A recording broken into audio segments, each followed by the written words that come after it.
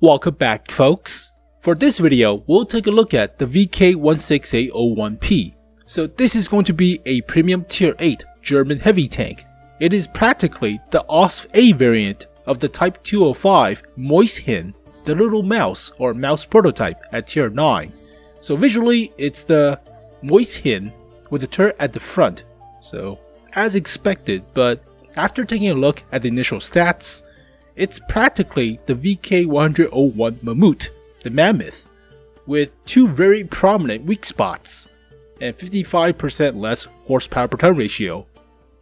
So that's the price you pay to play as a premium version of the Mammoth. That's pretty steep. So it's like playing the Mammoth, except you have two weak spots now to worry about, and with a damage engine all the time. So that kinda sucks, but you make more credits, make more crew XP, but yeah, it's 55% less horsepower per ton ratio. That's a lot. So taking a look at the vehicle model, it's not that bad looking. I mean, it's the mouse, so German super heavy design, boxy, a lot of armor, so chunky but thick. Also you have bicycles, so yeah, Hans, use the bicycle to get more fuel.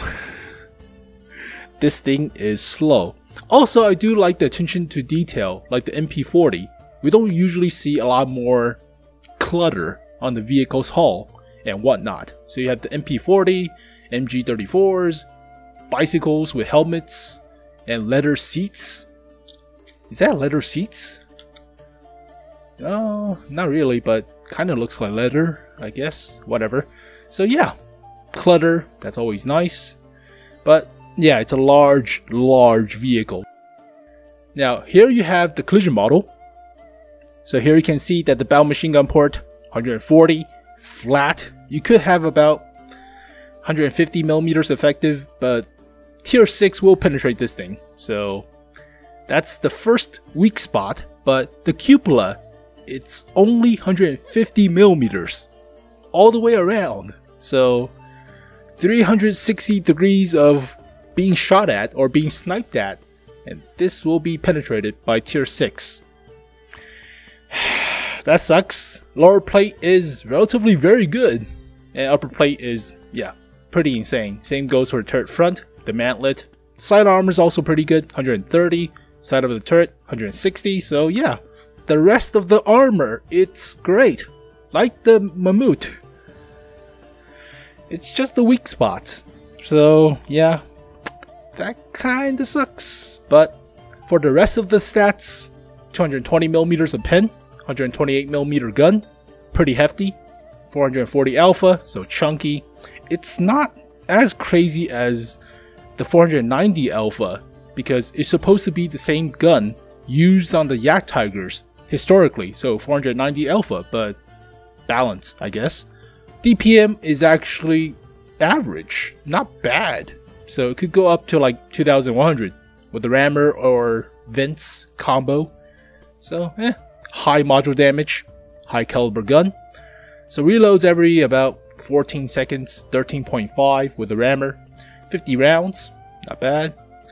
Shell velocity is a little bit slow, so this will feel like shooting the 32 pounder on the Carnarvon. So you have to lead your shot. It's not as fast as, say, the T-32 in terms of smaller caliber gun to their shell velocity, but hey, deals more damage. Accuracy is average, but supposed to be German, but hey, I'll take it. 0.38, not bad. And it's a lot better than the Russian 122's accuracy, so I'll take it. Aim time is actually pretty fast for a large caliber gun, 2.59 seconds. And you could shave that by enhanced gun lane drive, but you probably would want rammer, vertical stabilizer, and vents, or maybe heavy spall liners, but eh. So yeah, don't shoot this vehicle on the move. Dispersion is alright, it's not great, but it's a heavy tank, don't shoot on the move. 8 degrees of gun depression. You could go hull down, but remember, the cupola, yeah, 25 degrees elevation, so pretty decent. traverse for the turret and the hull is garbage. So it's like turning the Tiger 1's turret for the hull and for the turret. Wonderful, so you'll get circle strafed like no tomorrow all the time by even medium tanks and some faster heavy tanks like the Chrysler K. The Chrysler K could circle strafe you. Oh boy, but here is the greatest kicker of all the stats. 4.64 horsepower per ton ratio. That's the absolute worst, but holy crap, that is terrible. That's the worst. Originally it was the D1 or the FCM 36 Pack 40 or the Kolohozinka, but those are like 6 horsepower per ton ratio. This is 4.64. So if you want to test this engine power, basically drive the Mammoth with a damaged engine. Or if you don't have the Mammoth, buy the Kolohozinka, have the bots in Proving Ground knock out your engine, and just drive that around. That's a pretty good simulation of the speed. Oh my god. So top speed only 20 kilometers per hour. Slow. Reverse 15. Terrain resistance is actually above average, but remember, yeah, horsepower per ton ratio plays another big part of your mobility. So, 1,700 health, pretty chunky. Armor, yeah, pretty decent. Sloped and thick. 400 meters of view range, pretty keen-eyed, but camo is garbage, so you'll be spotted across the map quite often. And this will see tier 10, so no preferential matchmaking, don't even think about it. Does weigh a lot, about 170 tons, so don't ram this thing. But yeah, after taking a look at this vehicle, after taking a look at the actual stats, it's practically the same as the Mammut, the VK101P. So here you can compare the stats. Holy crap, the gun is basically the same. Accuracy, aim time, dispersion, almost all the same. Doesn't have as good of an elevation for the gun, but the hull turns 3 degrees faster. But yeah, it has 55% less horsepower per ton ratio. About 55%. Holy crap, that's a damaged engine. Playing the Mammoth with a damaged engine. Oh my god.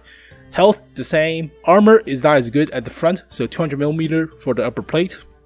So here you can see with the Mammoth, 200mm upper plate, no bow machine gun port. The cupola is 220, not 150. Lower plate still pretty well sloped and thick, so yeah, this vehicle is consistent. You can actually drive this thing without a hesitation into battlefield and break through against other heavy tanks because the armor is consistent. You have a lot of armor and no weak spots. Whereas for this vehicle, they'll shoot right here and they'll pin. They'll shoot right here, they'll pin. And it's slow. It's really slow. And there you go, folks, the VK16801P. So it is large, it is slow, it has 2 very big weak spots, and it's going to be artillery focused all the time. So yeah, it's not for the faint of heart. So do take some cautionary pre-steps before you want to buy this thing. But before you buy it, I do recommend the Luva instead. So the Luva has been recently buffed, and it's not that bad now. So the cupola is a lot smaller, it's a lot faster, the turret is more consistent because it's rounded. So yeah, buy the Luva, and you can buy it for gold too. So it's been in the game for a long while, and now it's pretty decent. So yeah, not a bad Lion. It is the Lion, so just hide the lower plate, that's all. But this thing has like 8 degrees gun depression now, or 10. But yeah, 10 degrees gun depression now. It's a lot better at hull down. So there you go, folks. The large ass snail. That's the VK168. So thank you guys for watching this video. Hopefully you guys enjoyed it. I'll see you guys next time. Peace.